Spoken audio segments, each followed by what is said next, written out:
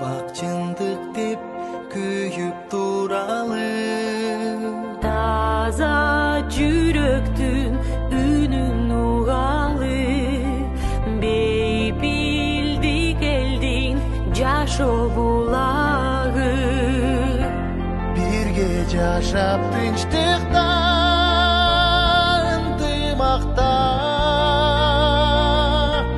дайым туралы.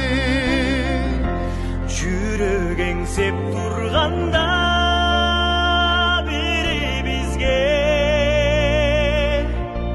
колду суналы.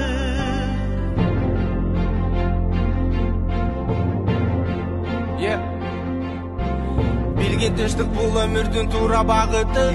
Макул болчу ойлоруңду туура агытып, адамдардын көздөрүнө үмүттү салган. Тынчтык деген бул жашоонун башкы маңызы.